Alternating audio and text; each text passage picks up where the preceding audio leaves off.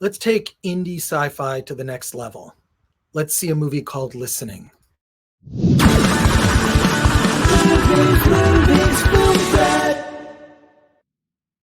Welcome to the Film Threat Podcast. I am Chris Gore. Hope you're doing well today.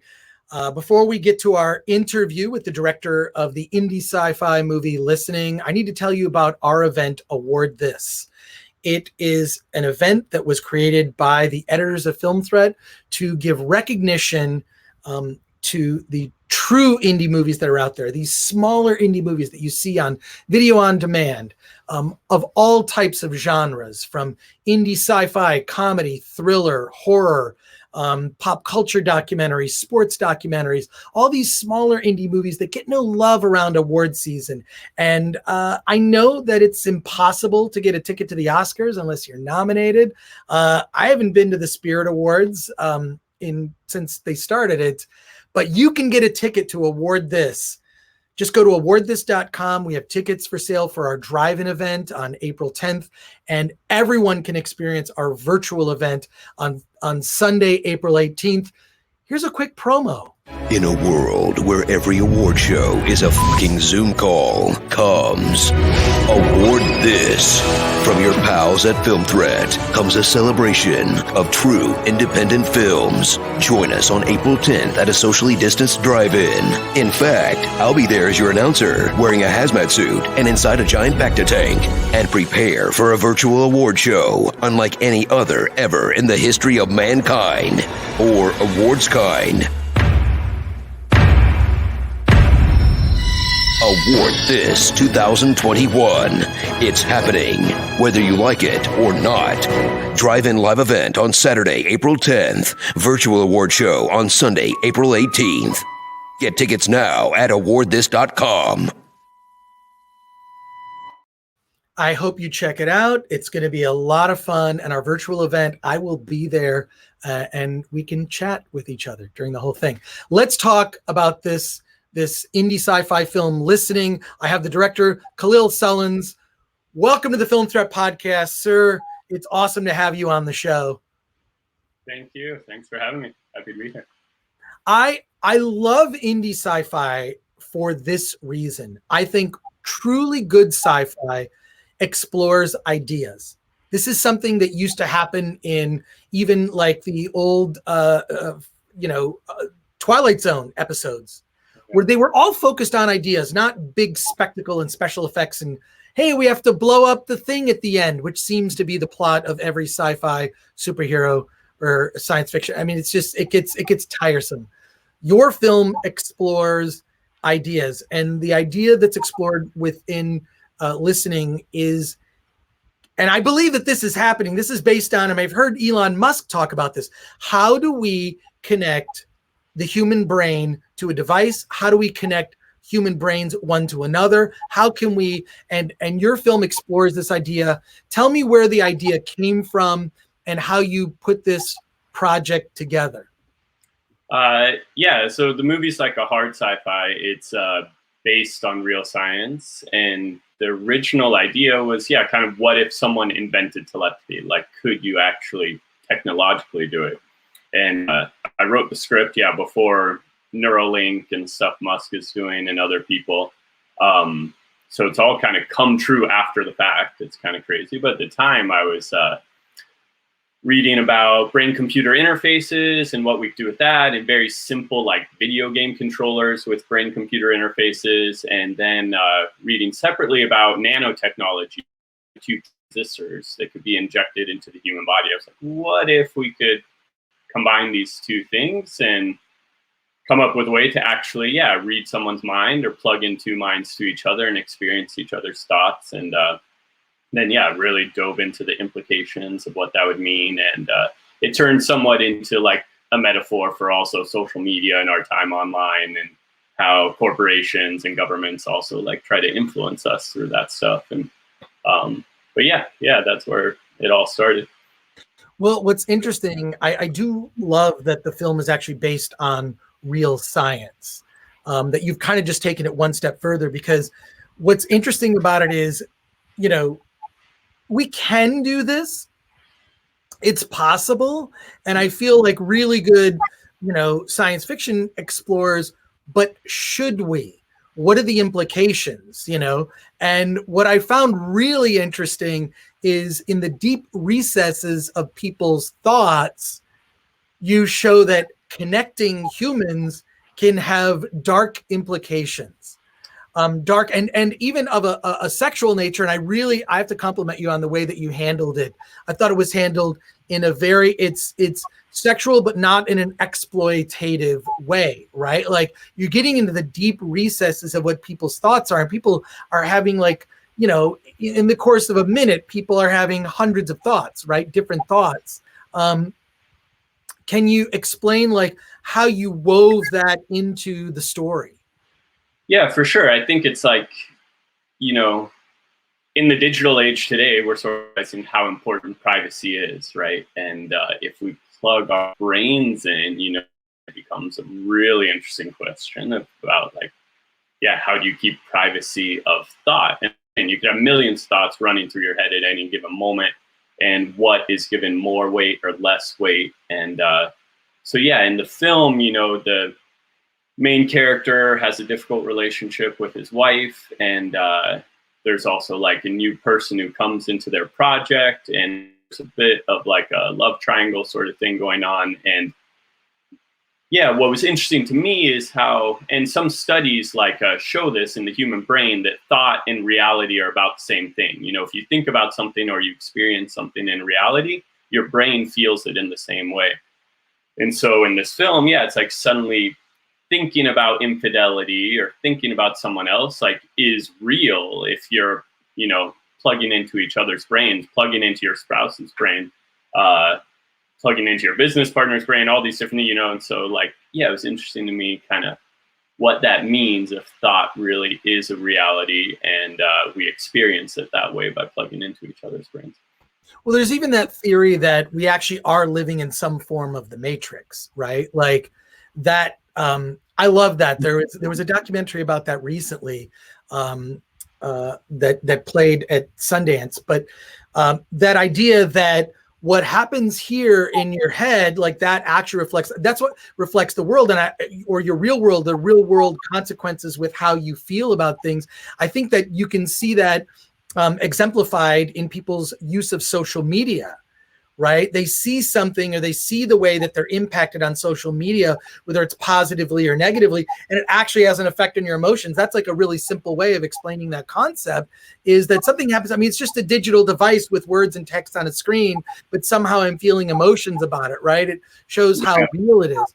When you went into the real science, there's a thing in a visual device that you use in the film where people have, one of your characters is just straight up is head shaved. The other one, you've got these cuts in your actors must have, I don't know if they complained or whatever, but they had these sort of shaved parts of their heads. It was a cool way to show that they were involved in the project. But is that actually based on a real thing as well? In order to have, you've got to have kind of a clean connection in terms of the science of how that works? Yeah, it's ideal, but we were sort of inventing these head patches, as far as what those look like was designed. But the actors were all down for it. It looked kind of cool, actually. Once the first actor did it, and it's kind of some women do that commonly now. Will shave half their head or whatever, and guys too. So it's kind of a cool thing. But with the social media stuff too, when I was first writing the script, first news reports were coming out of social media companies doing experiments on their user bases too. So that was kind of an inspiration too. That Facebook or Instagram or whoever, you show their users different kinds of posts to see if it draws more or less engagement, if they're happy or sad or upset, something that they're disagree politically, we're kind of guinea pigs without realizing it. And so in the film, we explore this to a deeper level. Yeah, that's what I really enjoyed about the film, is that it explored those ideas. And I think the film you're referencing is The Social Dilemma. And that film, which is on Netflix, and I interviewed the director on a previous episode of the Film Threat podcast, Jeff Orlowski. He talks about that he illustrated it in a very simple way, we're guinea pigs and these things can be changed. I think that the technology that you explore in the film, I feel like that's coming. I feel like it's just inevitable, right? I mean, if there's been no constraints, no there's no real regulation on these social media companies. And I think it's unconscionable that people under the age of 18 that I think are highly influenced by social media in an incredibly negative way, and whether it's via online bullying or just sort of their sense of self being impacted. I don't think anyone under the age of 18 should have access to social media. I'm sorry, I know that maybe that's a radical view, but I think that what's coming, what you explore in the documentary in your film, which kind of feels like, well, there's aspects of it that kind of feel almost documentary-like. It's very like real. You even go behind the financing of it, like a startup, right? And I feel like that aspect is you took a very real world approach to this, and it's like, okay, I'm going to take it slightly further, where effectively these students have a breakthrough, and where that leads, for better or worse. I feel like it just rings way too true, and is definitely a warning.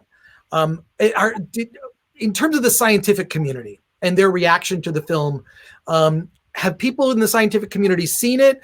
And to what depth of research did you go in terms of, you have some very colorful technology, everything from the shaving of the head to the connecting devices and all that you had to create it. What went into all of that? We had an incredible production design team and people making really cool props and stuff like that. But with scientific community, being on the festival circuit with film was really fun. And I had consulted with, I just happened to have like a couple friends that work in nanotech and stuff. And when I was like sort of pitching the idea, I would ask them like, is this, plausible? Could this actually work? And they're like, yeah, maybe. And what's scary, like you're saying, is as more time goes by, it's proven more and more true. Like all of a sudden, it's like what we were theorizing is actually happening right now. People are injecting these things into their brain and they're working, and it may be coming in a widespread way. On the festival circuit, there'd be some people, there'd be neuroscientists in the audience sometimes, and they really appreciated the film, I think, because it was kind of based on real science. And, one or two pointed out like a couple things I could have done better here and there, but by and large, most of them were like totally impressed and really appreciated kind of sort of seeing their field really represented in an accurate way. Well, let's if this technology actually existed, I believe it would be used for nefarious purposes. I firmly believe your movie kind of bears that out, right? Good intentions, nefarious purposes at the end. We've just seen that with social media, right? With social media, like, it's a good thing. It's going to connect us all. We're more connected to our relative communities. And now social media is just a place for people to fight who disagree. And people only care about being right. They don't care about empathy or understanding. I feel your movie is something of a warning about this technology. I'm curious what your thoughts are on that.